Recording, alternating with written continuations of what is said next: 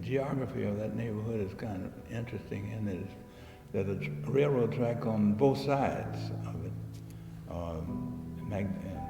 You may know the tracks in McDaniel and that cross McDaniel, and that's the informal boundary of Pittsburgh. It goes a little bit beyond that, but that's an informal boundary, and was used by its residents as a marking place for no people to come over unless they were invited.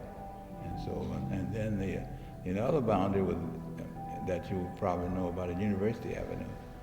And University Avenue is also another boundary like that if you were coming into Pittsburgh. And there's a little folk tale that says that you don't come into Pittsburgh without being invited, especially if you're coming in to see a girl. You have permission to come and see her. And that was held to a lot of times, not all the time, but a lot of times. So those boundaries, Pittsburgh by size, it's a little less than a mile square area. And of course, Prior Street is boundary on one side, and what was Stewart Avenue, which is now Metropolitan, was the boundary on the other side. Summerhill, Mechanicsville, Peoplestown were the three that surrounded. Now, Sylvan Hill, now those were black communities. If you cross the Metropolitan or what was Stewart Avenue, then that was all white, with the Sylvan Hill and so forth. And Capitol View now, that would have been the boundaries on that side. Clark College then was located in Pittsburgh. Not a lot of college students lived in Pittsburgh, but some of the professors did, and there were some students who were from Pittsburgh who went to Clark at that time. But I'd say most of the students came from out of the city. In that little less than 1 mile square, they tell me that there were 50 churches. I was in the book that I wrote. I was able to find 40, but I talk about 15 or 20 of them in the book. But there was a church in every corner, sometimes in houses, sometimes in the back of businesses, but there were churches everywhere. And so there was you had access and to something that I'm calling now spirituality. That I went to Rice Memorial Presbyterian Church. And the playground was there. The picnics were planned and carried out there. At that time, only one park was available to black people, and that was Washington Park. And picnics every year were planned for Washington Park. Gifts came through the churches, a lot of gifts and things like that I think made a difference.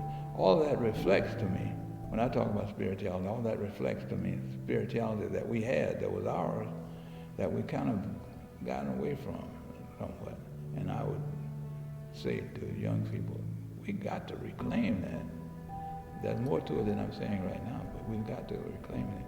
And in those little books that I write, I say, peace and blessings, together we will win. We're not going to win otherwise.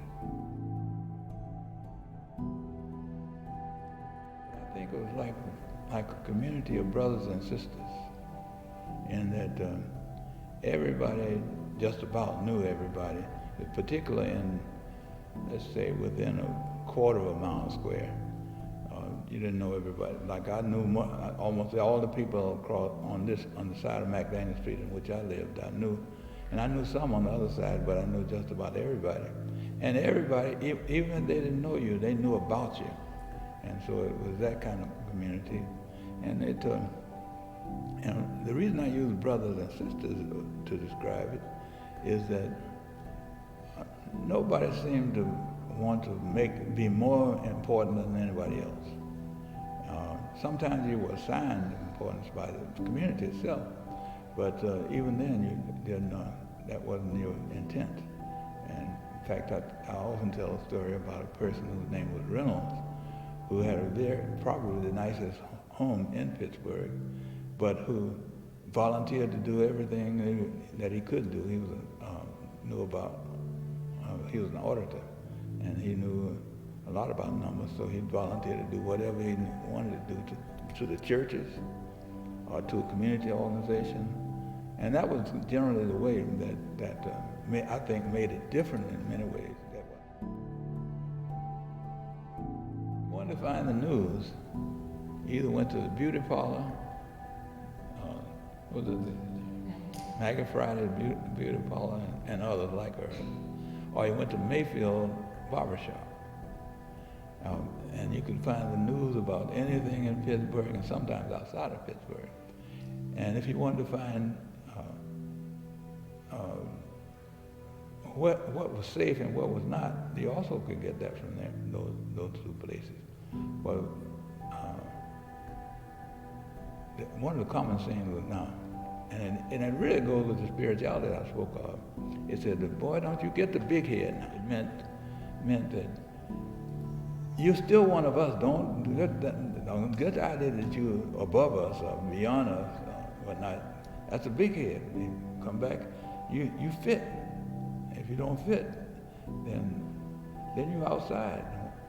And in fact, I would almost say you become cancerous to the community if you don't fit. People would look after you. So that meant that it's very safe. No, whether it was midnight or whatnot, you could walk the streets. You were warned by people not to do that. But most of the time, nothing would happen if you would do that.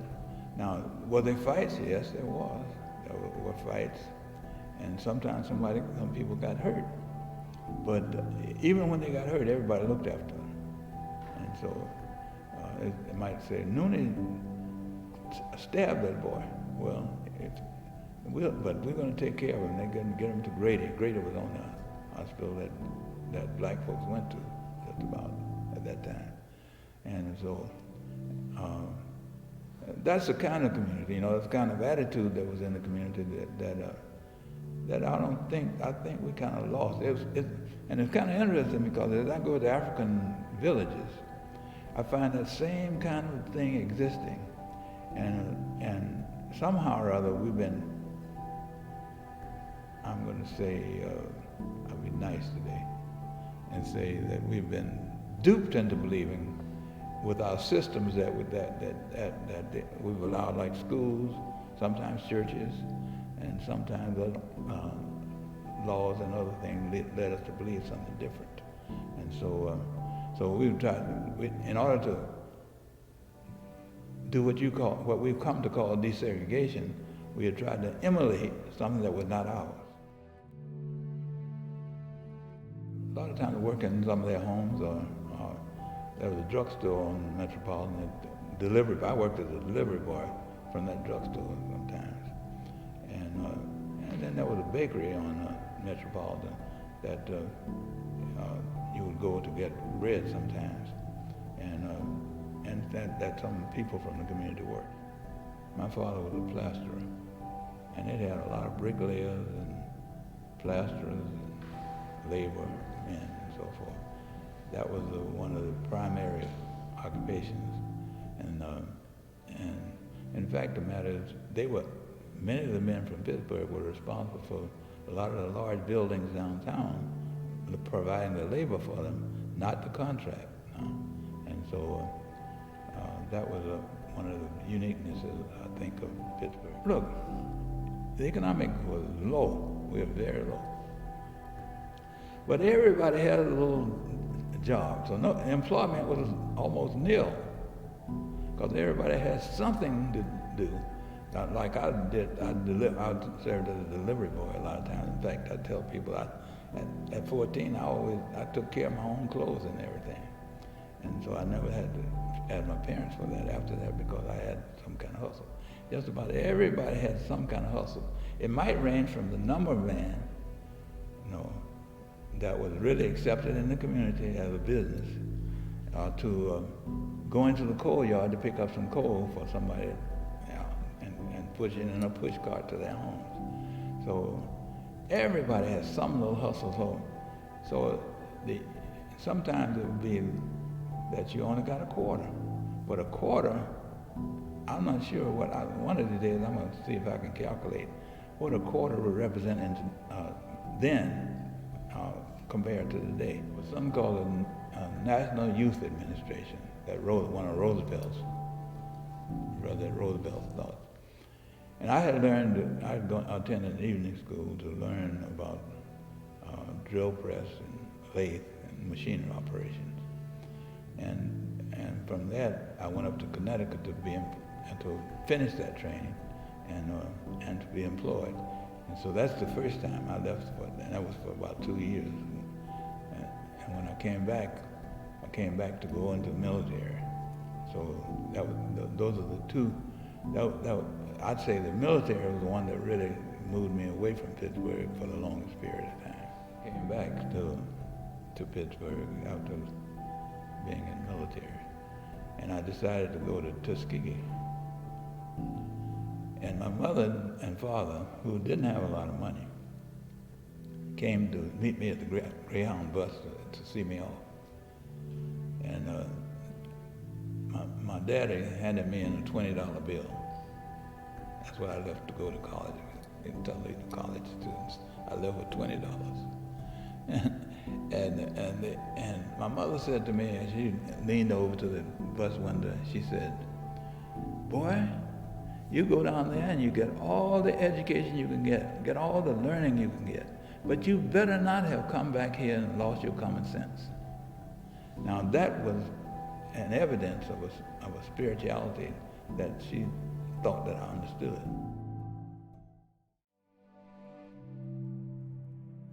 There was less than 1% black or white folks who lived in Pittsburgh. Less than 1%. Maybe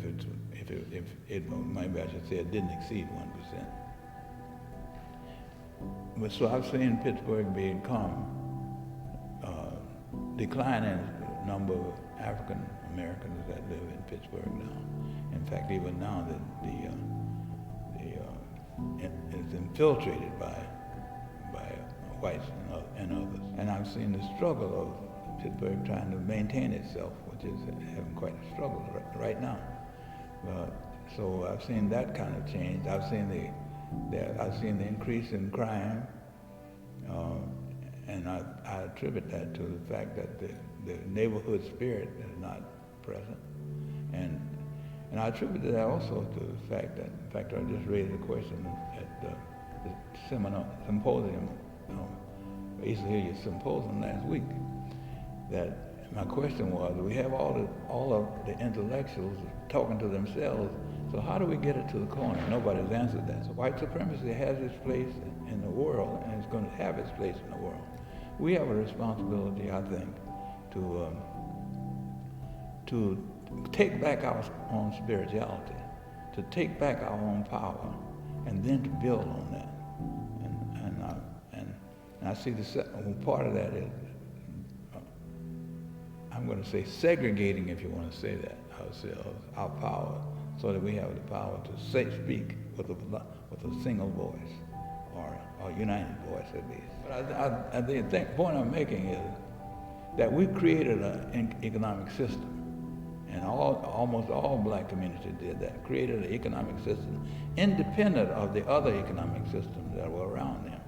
And so that made everybody have something to eat most of the time. We lost spirituality beyond our spirituality. And that is not to say we are probably among the most spiritual people on the planet. And we lean on that. But now I'm not sure that we can interpret it like we used to interpret it. You know, like you say, I have a hunch, and you act on that hunch. You would say, you'd hear people say, I have a dream, man. And they really act on that dream. But really what they were talking about, I'm in touch with the creative spirit that's in me. And I think I better act on that, because if I don't act on it, something bad might happen to me. And that's the kind of spirituality that I think we had. And I'm going to say in most, not just Pittsburgh, in most of our communities. And I don't think it's there now. It's like, and this is, now I will be a little nasty and say, this is like, if my mama doesn't go, I'll journey on. Well, how could that happen? You know, that's the kind of thing that we've kind of conditioned ourselves to now. And like we can go on and leave my mama behind or anybody behind because I'm saved and you're not saved. Yeah. Which is, I think, has devastated our community. And I would say desegregation to a large extent. Now that was a great thing. I'm not blaming or nothing like that. But in the desegregation effort, we began to want to be unlike ourselves and separate ourselves from each other. And that has not is not and has not benefited us. Now you have Atlanta is probably the richest city for black people in the world. Probably has. And it has probably the most congregated talent of any one place in the world. And just think what would happen if with that together we would win, would become a force again.